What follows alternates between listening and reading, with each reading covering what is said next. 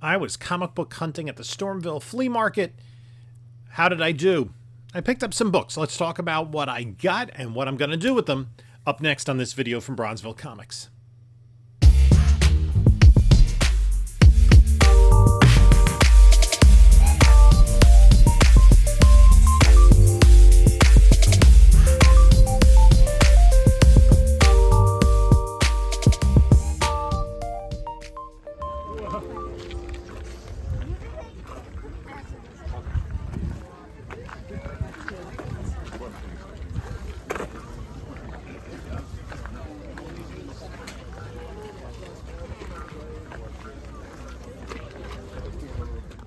Hey there, panelologists. This is Jim from Bronzeville Comics coming to you with another video. And as you could see, we were at the Stormville Flea Market hunting for comic books on a Saturday morning. It was a beautiful morning. I spent a few hours going around and talking to different people. Ran into Very Gary at like 4 different booths. Just, you know, picking up some stuff, talking some comics. And I'm going to go through what I picked up. I didn't pick up anything that's going to allow me to retire early, but kind of use the thought process that I go through and what to do. There are different types of dealers at a flea market when you're talking about comic books, especially this is a very large flea market. They do it about once a month in the spring and in the fall. And it was quite crowded. It was a great day out, Labor Day weekend, and there were some specific comic book vendors set up there. So Kent Comics was the first place I went to. They had some dollar bin books, and they had some pretty decent stuff. And then they had some price stuff. They just brought some books from their store.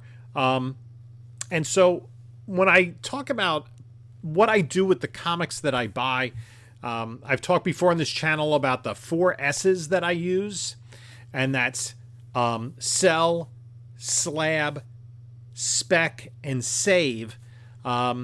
Sell means I have something that I think I'll bring to Whatnot, maybe even to eBay. I'm going to sell it raw. Some of these I'm going to do in themed shows on Whatnot, and we'll talk about those because I was looking past the superhero genre quite a bit today. Then there's slab. There are a small handful of books in here that I think are worth getting graded. These ones are all modern books that I think have a shot at a 9.8, maybe at a 9.6. Then there's spec, and sometimes the slab coincides with that. Spec is characters that we're going to wait to see if they come to the movies. That kind of has been dwindling, but I use kind of educated guesses or characters that I believe in, or you get them cheap enough, you can throw them. And some of these are books that you've seen before on the channel, and I know there are people out there go, oh, those are minor characters. Yes, they are, but, you know, the Creature Commandos were very minor characters that nobody spec'd on, and all of a sudden it gets announced, the prices explode. The Guardians of the Galaxy, I mean, how much were people paying, you know, for the first appearance of Rocket Raccoon 10 years ago. So they're just characters that I enjoy. And then there are several books in here that are going to go into the PC. So Kent Comics, I picked up this, Batman Strikes, from the animated series that some of you may remember from your youth or not. Spider-Boy, #1. I'm going to sell that one. That, you know, kind of got hot with the new Spider-Boy. This is a 0 Hour #0, and I believe it's the first appearance of, like, the 5th Starman?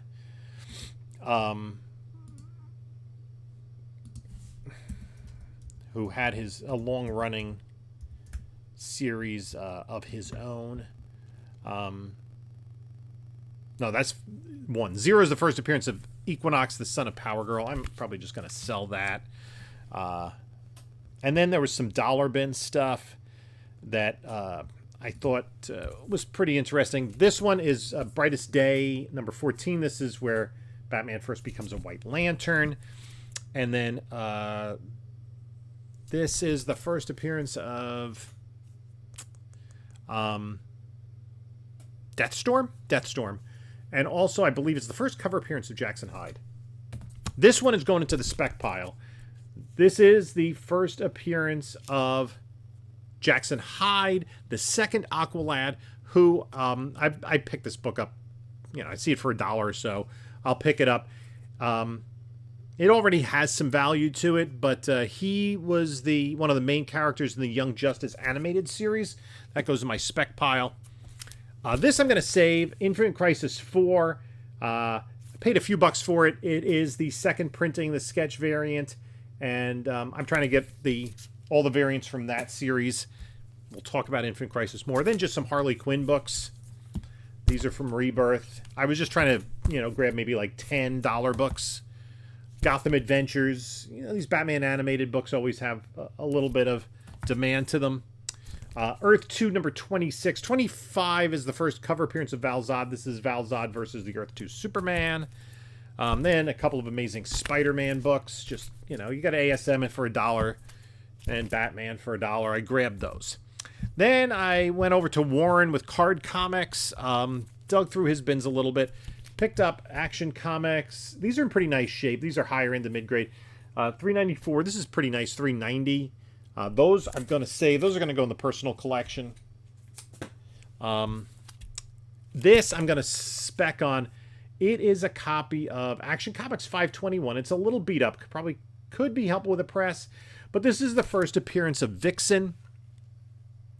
It was supposed to be DC's first African-American female superhero, but I think she was supposed to have her own title that got imploded during the DC implosion of 1978.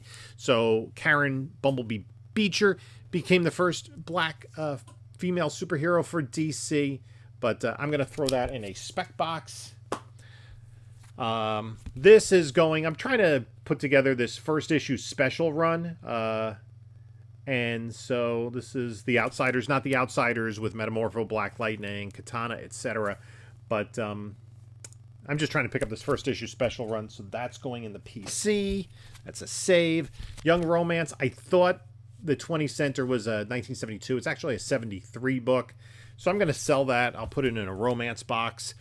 This I'm going to sell. It is the second appearance of Bane, second print, the Roman numeral 2 there. This I'm going to slab. This is a very sharp copy of Punisher War Journal number 7. This crossover between Punisher and Wolverine. This is a slab-worthy book, so I'm going to put that gently over here. And then these are books I'm going to put in Western. Gunhawks number 1. One of these early 70s Marvel Western books.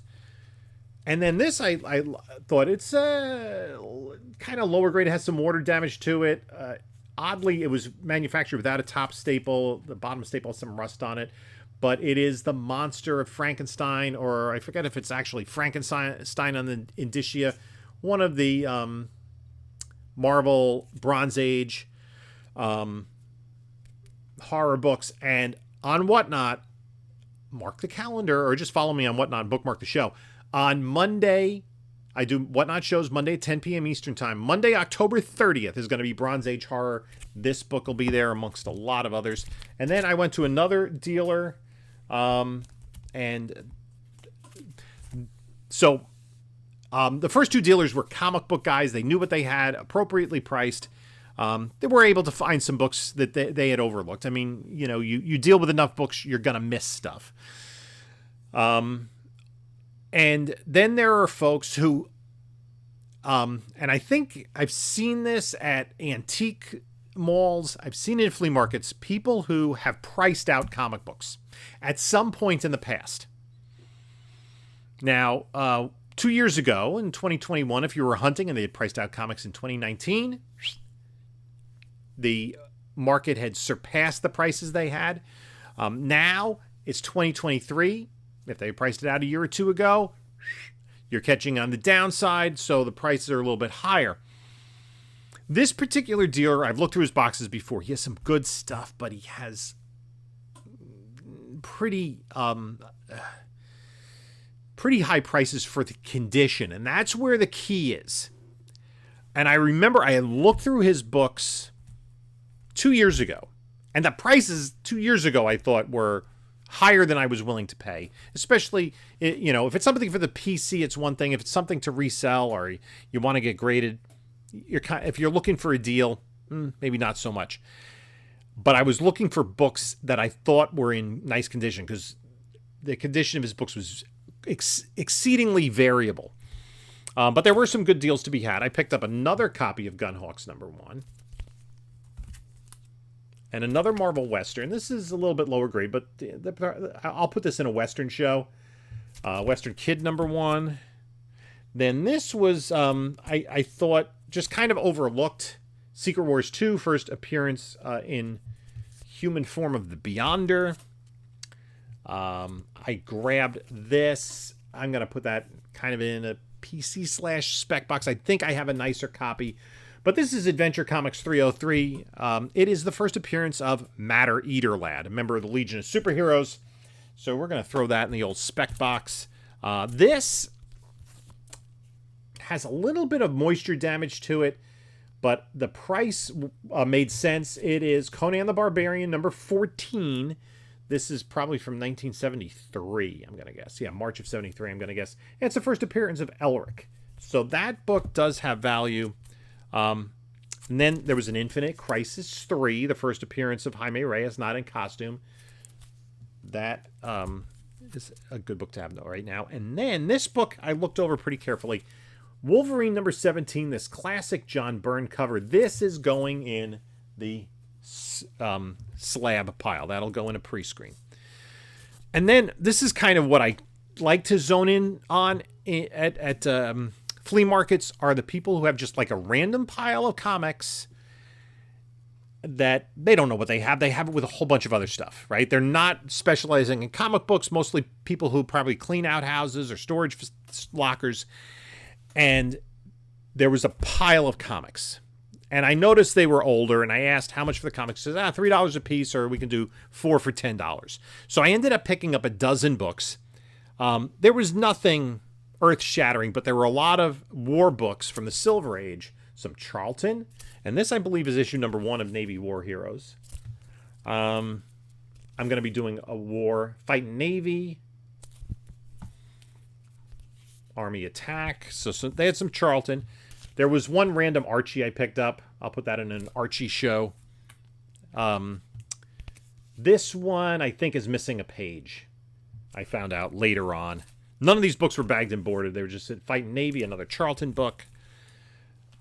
Dell, No Time for Sergeants. This was a 3-issue series. I guess it was based on... I think it was a Broadway play and then a movie starring Andy Griffith. That was the star-making role. This I was disappointed in. It's showcase number 58. It's missing, I think, the last page, which is an ad page, and then the coupon for Palisades Park was clipped out. You'll notice a lot of DC books from the late 60s have ads for Palisade Park. And since I live in the New York metropolitan area, and Palisades Park was in northern New Jersey, much more likely to have the coupon clipped out than if you live, like, in California. People who lived in California weren't clipping the coupons out of their comics. So this I'm just going to throw in the PC. I'm trying low-key to work on the showcase run. #4 will be a challenge. But I'll just throw that in the PC, no big deal. A couple of Captain Storms. This one's a pretty cool cover. Not sure who did that cover. I like that. These are all like in the 4-ish range, and an All-American Man of War. So I know... Oh, and a Fighting Air Force. Maybe that's the #1. I know that there is a market out there for those. Then there was another vendor, had comics. He had a lot of Archies. I wasn't really in the mood to dig through, and he had them priced. I think he knew what he had. And this disappointed me because I picked this book up. I thought the price was pretty decent. I knew it was rougher. It is House of Mystery 160 with Dial H for Hero. It's the first Silver Age appearance of Plastic Man, kind of. In this issue, Robbie Reed, who has this Dial H hero, he dials hero and he turns into different characters. And usually what they would do, probably King Candy and Giant Boy, usually they would have readers submit ideas for characters, and then I don't know if you used them in the book, they gave you like a nickel or something. I don't know. They probably gave you like a free comic or something that didn't have nearly the value of the work for hire. But anyway, Plastic Man, who DC had acquired from Quality Comics in 1956 when they bought that company out, that was one of the titles they did not continue, and they brought Plastic Man, a new old hero, back as one of the, I'm pretty sure in the story he's one of the Dial heroes. Unfortunately, this book is missing the centerfold, and it does affect the story. So, and then I picked up this. This is going to go in a spec box. It's Weird War Tales 101, and it's the first appearance of this version of G.I. Robot. There was another G.I. Robot that was in one of the war books in the early 60s. I think that I know that G.I. Robot's going to be in Creature Commandos, and I believe that Sean Gunn is going to be doing the voice of the character. It's going to be an animated series that James Gunn has written. So I'll just put that in the spec until we see a little bit more G.I. Robot.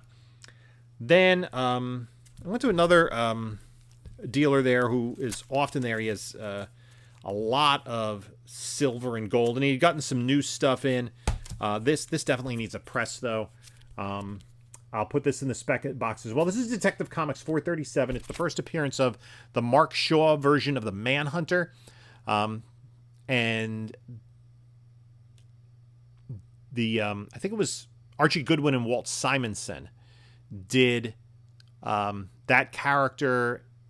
He became a backup in Detective Comics around this time. And shortly after, Detective Comics went to 100 pages.